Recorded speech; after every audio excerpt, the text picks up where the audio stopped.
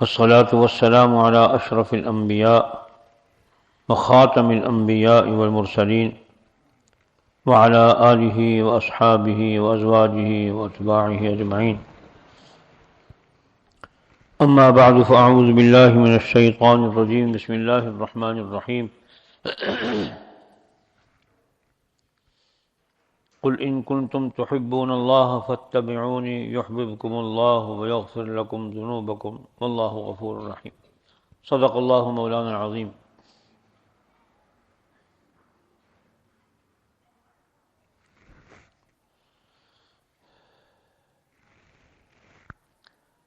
سارے دین کا دار و مدار نبی پاک علیہ الصلوۃ والسلام کی اطاعت میں ہے۔ کوئی آدمی مسلمان ہو گیا، کلمہ پڑھتا ہے، نمازیں پڑھتا ہے، لیکن بقیہ کاموں میں اپنی مرضی سے کام لیتا ہے، وہ کامیاب نہیں ہے۔ اطاعت کا معنی ہے اپنی مرضیوں کو قربان کرنا۔ جو آدمی اپنی مرضیات کو نبی علیہ الصلوۃ والسلام کی سنت کے مقابلے میں قربان نہیں کر سکتا، اس کو حضور صلی اللہ علیہ وسلم سے محبت نہیں ہے۔ مسلمان ہو گیا ہے، اسلام سے نہیں نکلا، لیکن محبت کا تقاضا پورا نہیں کر رہا۔ محبت کا تقاضا یہ ہے کہ جو آپ فرماویں، چاہے وہ سمجھ میں آوے یا نہ آوے، اس کو کرنا ہے، اور جس سے آپ روک دیں، سمجھ آوے نہ آوے، اس سے رک جاؤ۔ اطاعت میں لیت و لال جو ہے وہ جائز نہیں ہے۔ آج اسی موضوع پر 2-3 حدیثیں ہیں آپ کی خدمت میں پیش کرنی ہیں۔ حضرت عبداللہ بن مسعود رضی اللہ تعالیٰ عنہما سے روایت ہے کہ ایک شخص رسول اللہ صلی اللہ علیہ وسلم کی خدمت میں حاضر ہوا۔ عرض کیا، حضور کیا فرماتے ہیں ایسے شخص کے بارے میں جس کو ایک جماعت سے محبت ہے لیکن وہ ان کے ساتھ نہیں ہو سکا؟ تو آپ نے فرمایا کہ جو آدمی جس سے محبت رکھتا ہے اس کے ساتھ ہی ہے، یا یہ کہ آخرت میں اس کے ساتھ کر دیا جائے گا۔ جس سے محبت ہے اس کے ساتھ تعاون نہیں کر سکا، جا نہیں سکا، لیکن اللہ پاک اس کی نیت اور قلبی کیفیت کے اعتبار سے اس کو اس کے ساتھ رکھے گا۔ دوسری حدیث، یہ مختصر ہے، اس میں آگے تفصیل ہے۔ حضرت عبداللہ بن صامت رضی اللہ تعالیٰ عنہ سے روایت ہے کہ حضرت ابو ذر غفاری رضی اللہ عنہ سے انہوں نے، ابو ذر نے رسول اللہ صلی اللہ علیہ وسلم سے عرض کیا، یا رسول اللہ، ایک آدمی ہے، اس کو اللہ کے خاص بندوں سے محبت ہے، لیکن اس سے عاجز ہے کہ ان کے سے عمل کر سکے۔ اللہ کے بندوں سے محبت ہے لیکن جیسے اعمال کرنے کی طاقت نہیں ہے اس کو۔ اب ایک آدمی 2 بجے رات سے اٹھ کے صبح 7 بجے تک اللہ کی یاد میں مشغول نہیں ہو سکتا، ہمت نہیں اس میں، لیکن اللہ کے بندوں میں ہمت ہے۔ ابھی بھی اس دور میں ایسے لوگ موجود ہیں جن کو رات کو چارپائی اچھی نہیں لگتی، اور رسول اللہ صلی اللہ علیہ وسلم کی محبت میں، آپ کے فرمان کی اطاعت میں 1:30-2 بجے اٹھ جاتے ہیں اور پھر اللہ کی بارگاہ میں ذکر اذکار میں، نوافل میں مشغول ہو جاتے ہیں۔ مجھ جیسا آدمی، جو آدمی غافل ہے، سست ہے، کمزور ہے، وہ ان جیسی طاقت نہیں رکھتا۔ یہ سوال کیا سیدنا ابو ذر نے۔ اس کو اللہ کے خاص بندوں سے محبت ہے لیکن وہ اس سے عاجز ہے کہ ان کے سے عمل کر سکے، تو اس بیچارے کا انجام کیا ہوگا؟ رسول اللہ صلی اللہ علیہ وسلم نے ارشاد فرمایا، ابو ذر، تم کو جس سے محبت ہوگی تم اسی کے ساتھ ہوگے۔ اللہ والوں جیسا کوئی آدمی عمل نہیں کر سکتا، محبت تو ہے نا، اور رسول اللہ صلی اللہ علیہ وسلم سے محبت تو سب سے بڑی بنیاد ہے۔ اب حضور علیہ الصلوۃ والسلام جیسے اعمال ہم کہاں کر سکتے ہیں، لیکن اطاعت میں نافرمانی نہ ہو، پھر بات بن جائے گی۔ اگر ایک ہے اعمال ویسے کرنا، ایک ہے اطاعت کرنا بقیہ کاموں میں، اپنی ہٹ دھرمی نہ کرنا۔ ابو ذر، تم کو جس سے محبت ہوگی تم اسی کے ساتھ ہوگے۔ ابو ذر نے عرض کیا، حضرت مجھے تو اللہ اس کے رسول سے محبت ہے۔ آپ نے ارشاد فرمایا، پس تم انہی کے پاس اور انہی کے ساتھ رہو گے جن سے تم کو محبت ہے۔ یہ جواب سن کر ابو ذر نے پھر اپنی بات دہرائی، دل کو اور اطمینان دلانے کے لیے۔ آپ علیہ الصلوۃ والسلام نے جواب میں پھر وہی ارشاد فرمایا جو پہلی مرتبہ ارشاد فرمایا تھا۔ تیسری حدیث، حضرت انس رضی اللہ تعالیٰ عنہ سے روایت ہے کہ ایک شخص نے رسول اللہ صلی اللہ علیہ وسلم سے عرض کیا، حضرت قیامت کب آئے گی؟ آپ نے فرمایا، وائے برحال تو، افسوس ہے تیرے حال پر، تو قیامت کا وقت وہ اس کے آنے کی خاص گھڑی دریافت کرنا چاہتا ہے، بتلا تو نے اس کے لیے تیاری کیا کی ہے، قیامت کے لیے کیا تیاری کی ہے؟ اس نے عرض کیا، یا رسول اللہ میں نے کوئی خاص تیاری تو نہیں کی جو آپ کے سامنے ذکر کرنے کے لائق ہو اور بھروسہ کے قابل ہو، البتہ توفیق الہی سے مجھے یہ ضرور نصیب ہے کہ مجھے محبت ہے اللہ سے، اس کے رسول سے، اور کوئی تیاری نہیں ہے، اللہ اس کے رسول سے محبت ہے۔ آپ نے فرمایا، تجھ کو جس سے محبت ہے تو انہی کے ساتھ ہے اور تجھ کو ان کی معیت نصیب ہوگی۔ حدیث کے راوی حضرت انس فرماتے ہیں، اس حدیث کو بیان فرمانے کے بعد فرماتے ہیں کہ میں نے نہیں دیکھا مسلمانوں کو، یعنی حضور صلی اللہ علیہ وسلم کے صحابہ کو، اسلام میں داخل ہونے کے بعد ان کو کسی چیز سے اتنی خوشی ہوئی ہو جتنی حضور کی اس بشارت سے ہوئی۔ یہاں پر علیہ السلام سے یہ بات سن کر اتنی خوشی ہوئی مسلمانوں کو کہ اسلام لانے کی خوشی اتنی نہیں ہوئی جتنی اس بات کو سن کے خوشی ہوئی کہ حضور نے فرمایا جس سے تم کو محبت ہوگی اسی کے ساتھ ہو جاؤ گے۔ حضرت ثوبان رضی اللہ تعالیٰ حضور کے خادم تھے، ان سے بھی اور ایک اور صحابی سے بھی روایت ہے، عرض کیا، یا رسول اللہ مجھے ایسی آپ سے محبت ہے، گھر جاتا ہوں تو جی نہیں لگتا، بال بچوں کے اندر بیٹھ کے جی نہیں لگتا، جب تک کہ آپ کی زیارت نہ کر لوں اس وقت تک سکون نہیں ملتا۔ پھر میں یہ سوچتا ہوں کہ یہ تو دنیا کا حال ہے، کبھی کبھار تو زیارت ہو جاتی ہے، ایک وقت ایسا بھی آئے گا کہ آپ دنیا سے روپوش ہو جائیں گے اور ہم بھی آپ کے ساتھ روپوش ہو جائیں گے، مفہوم یہی ہے، اور آپ کے درجات تو بہت اونچے ہوں گے۔ یہ خیال مجھے مار دیتا ہے کہ وہاں کیسے آپ کی زیارت ہوگی۔ یہاں علماء نے مسئلہ لکھا ہے کہ معیت کا مطلب یہ نہیں ہے کہ ہر امتی کو وہ درجہ مل جائے گا جو رسول اللہ صلی اللہ علیہ وسلم کا درجہ ہوگا، یا ہر صحابی کو وہ درجہ مل جائے گا جو رسول اللہ صلی اللہ علیہ وسلم کا درجہ ہوگا۔ مطلب یہ کہ اللہ تبارک و تعالیٰ معیت نصیب فرمائیں گے، زیارت ہوتی رہے گی انشاءاللہ العزیز، اللہ زیارت سے محروم نہیں فرمائیں گے۔ ہم لوگوں کو، حضور کے صحابہ کو کبھی کسی بات سے اتنی خوشی نہیں ہوئی جتنی کہ آپ کے اس ارشاد سے ہوئی کہ انت مع من احببتا، تم جس سے محبت کرتے ہو اسی کے ساتھ ہو۔ پس میں بحمدللہ محبت رکھتا ہوں اللہ کے رسول صلی اللہ علیہ وسلم سے، ابو بکر سے، عمر سے، امید رکھتا ہوں کہ اپنی اس محبت ہی کی وجہ سے مجھے ان کا ساتھ نصیب ہوگا، اگرچہ میرے اعمال ان حضرات کے سے نہیں ہیں۔ تو حضرت ثوبان رضی اللہ تعالیٰ عنہ سے جب یہ بات عرض کی تو حضور نے فرمایا، حاضر خدمت ہوئے، وہاں کہ پریشان ہوا، آج کیا بات ہے؟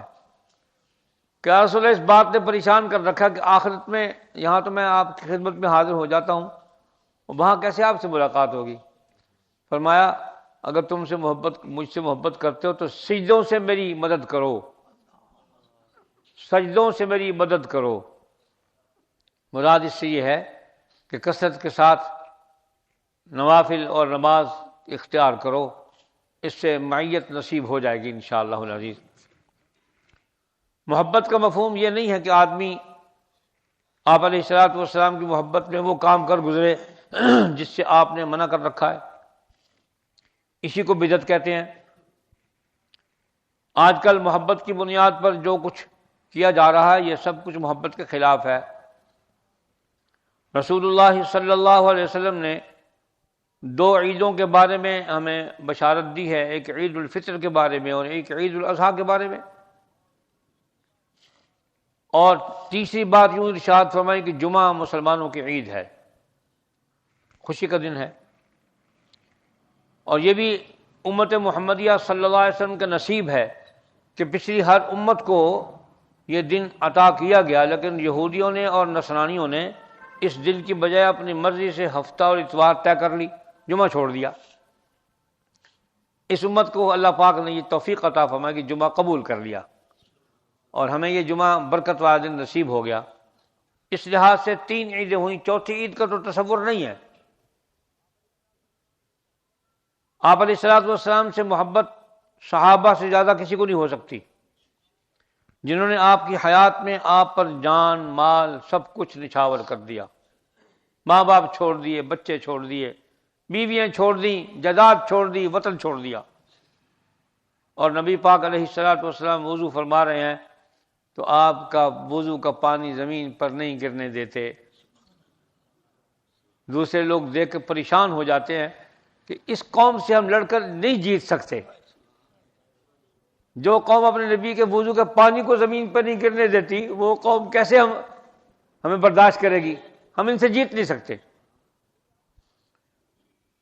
بدعت جہنم کا راستہ ہے، سنت جنت کا راستہ ہے۔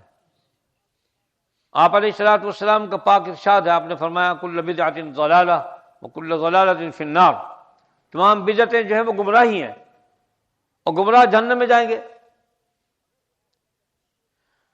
اگر کوئی ایسی ترکیب ہوتی، آپ علیہ الصلوۃ والسلام ارشاد فرماتے صحابہ کرام کو کہ بھئی میری پیدائش کا دن ہے، اس دن تم خوب جشن مناؤ، خوب جشن مناؤ، خوشیاں مناؤ، دیگیں پکاؤ۔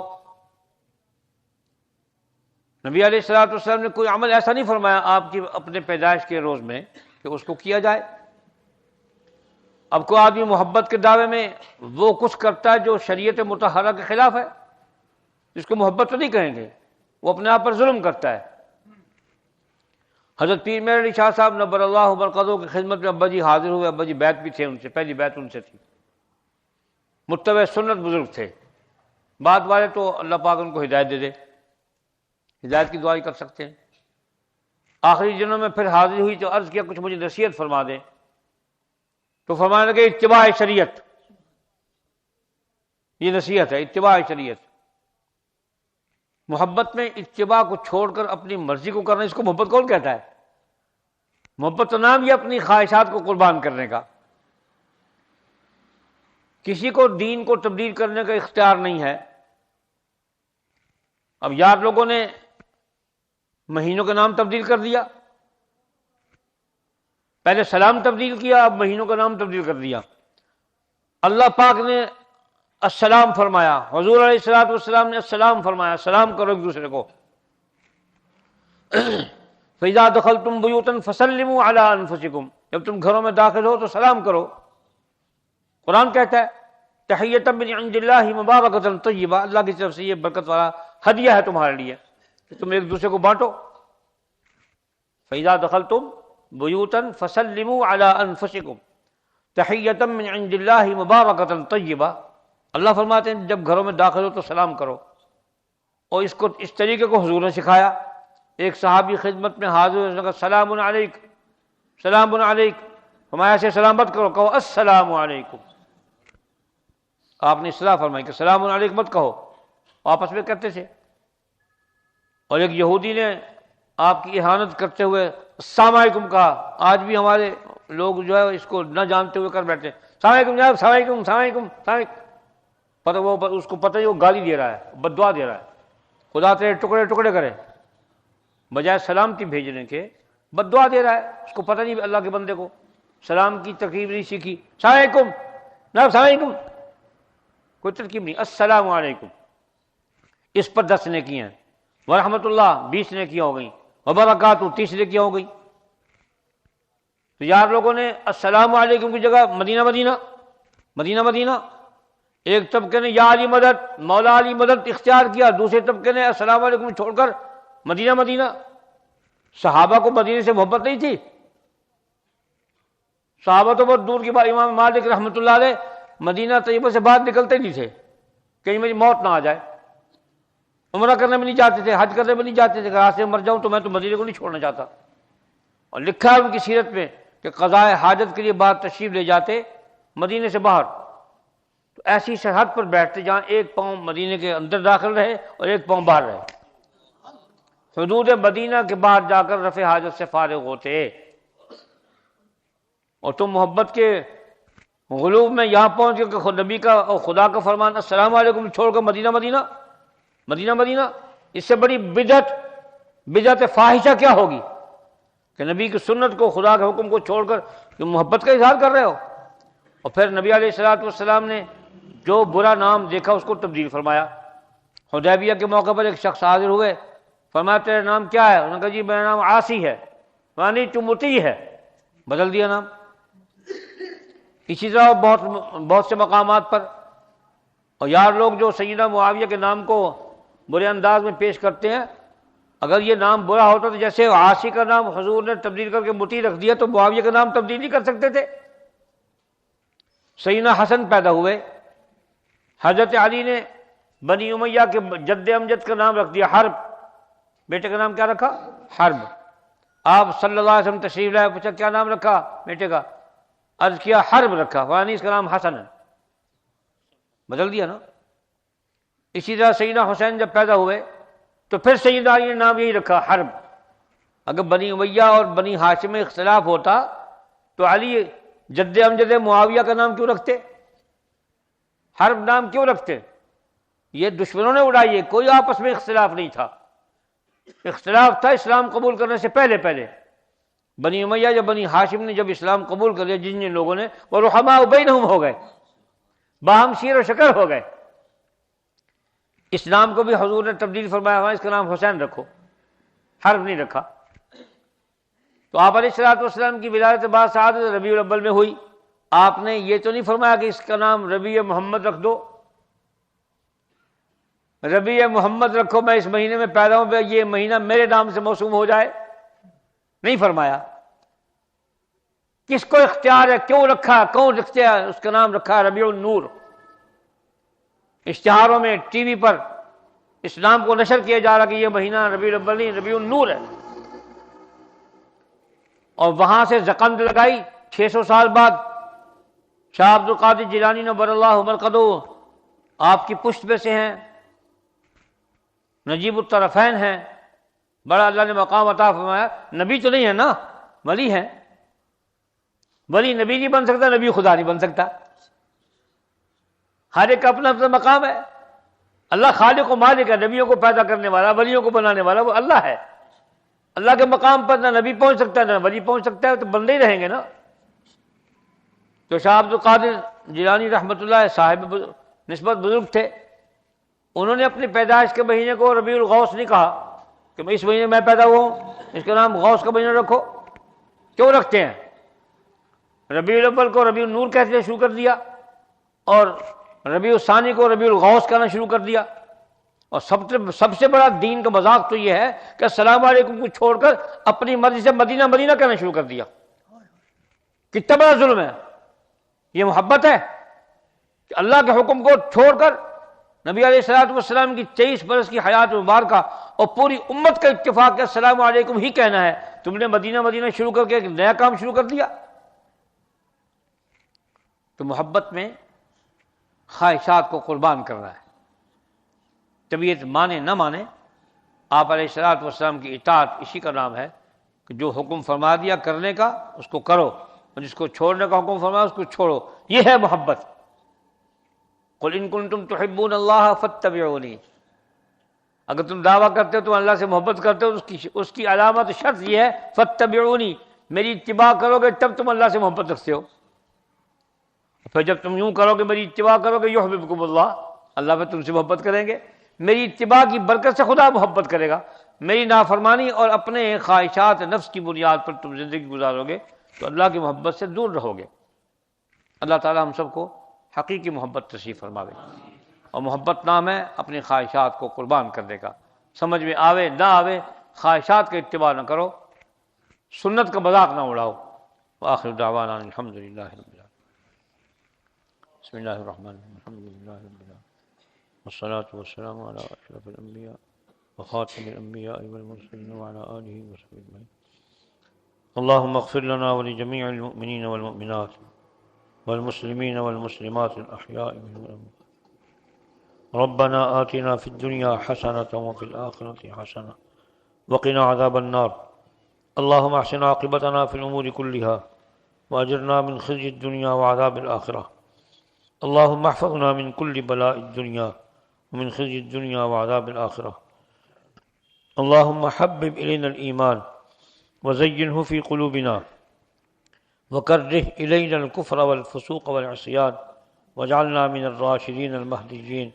يا مقلب القلوب ثبت قلوبنا على دينك. اللهم مصرف القلوب صرف قلوبنا على طاعتك وطاعة حبيبك. ربنا لا تجعلنا فتنة للقوم الظالمين ونجنا برحمتك من القوم الكافرين.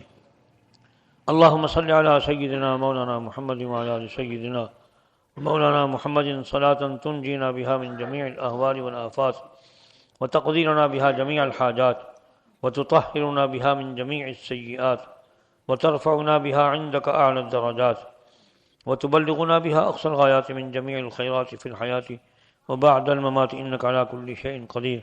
ربنا تقبل منا إنك أنت السميع العليم. آمين برحمتك يا أرحم الراحمين.